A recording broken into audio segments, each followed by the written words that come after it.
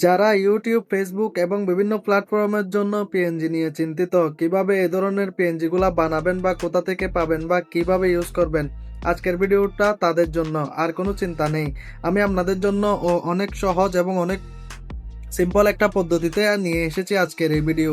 কিভাবে আপনারা এই ধরনের ব্যাকগ্রাউন্ড রিমুভ করে এই ধরনের পেনজি বানাবেন, এই ব্যাকগ্রাউন্ড থেকে এই ব্যাকগ্রাউন্ডের পেনজি বানাবেন, ট্রান্সপারেন্ট করবেন বা কিভাবে করবেন, কোথা থেকে পাবেন, এই সব কিছু থাকছে আজকের এই ভিডিওতে। কিভাবে আপনারা পেনজি খুঁজে বের করবেন বা পেনজি ব্যাকগ্রাউন্ড রিমুভ করবেন।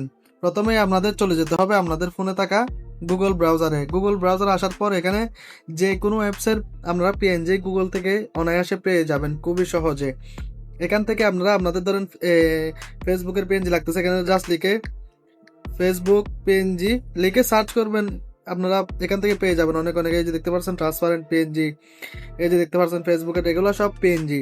এগুলো ডাউনলোড করে জাস্ট আপনারা ইউজ করতে পারবেন।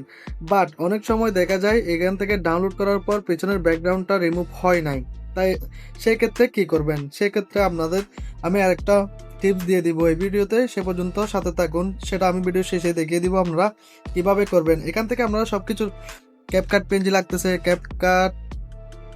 ক্যাপকাট পিএনজি, এখানে ক্যাপকাটের অনেক পিএনজি চলে আসছে। এরপর 3D কিভাবে, এখন বর্তমানে 4K রেজুলেশনের 3D PNG, 4K 3D resolution মারবেন, এখানে পিএনজি চলে আসবে। যে দেখতে পাচ্ছেন 4K 3D পিএনজি। এগুলার ব্যাকগ্রাউন্ড যদি ট্রান্সপারেন্ট না থাকে তাহলে আপনারা তখন কি করবেন সেটা আমি ভিডিও শেষেই বলতেছি। বন্ধুরা, আমার চ্যানেলে যদি আপনারা নতুন হয়ে থাকেন, চ্যানেলটিকে অবশ্যই সাবস্ক্রাইব করে পাশে থাকবেন। আমি এরকম আপনাদের জন্য নিত্য নতুন টিপস টিউটোরিয়াল ভিডিও নিয়ে আসি আপনাদের উপকারে আসার জন্য। সো আমার চ্যানেলটিকে সাবস্ক্রাইব করে আপনারা পাশে থাকবেন। সো আপনাদেরকে প্রথম তো একটা দেখিয়ে দিয়েছি আমরা কিভাবে পিএনজি আপনারা বের করবেন আপনাদের ফেসবুক, ইউটিউব রিমুভ জন্য।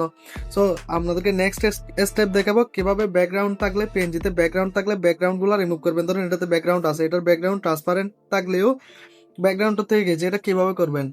যাদের স্যামসাং ফোন আছে, যারা যারা স্যামসাং ফোন ইউজ করেন তারা জাস্ট 2 সেকেন্ড আপনার ফেসবুক আইকনের উপর জাস্ট 2 সেকেন্ড ক্লিক করে রাখবেন, আপনার ব্যাকগ্রাউন্ড এই দেখেন রিমুভ হয়ে গেছে অলরেডি ব্যাকগ্রাউন্ড। এটা এখন আমি সেভ ইমেজ স্টিকার সেভ করে পিএনজি বানিয়ে ফেলতে পারবো খুব সহজে। দেখেন পিএনজি হয়ে গেছে অলরেডি।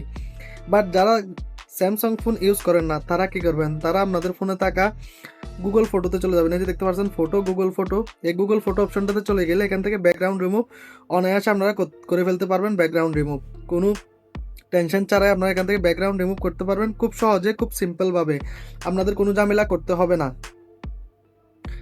সো আমার ভিডিওটা আপনাদের কেমন লেগেছে অবশ্যই জানাবেন। আমার ভিডিওটা যদি আপনাদের উপকার আসে আমার চ্যানেলটিকে অবশ্যই সাবস্ক্রাইব করে আমার পাশে থাকবেন।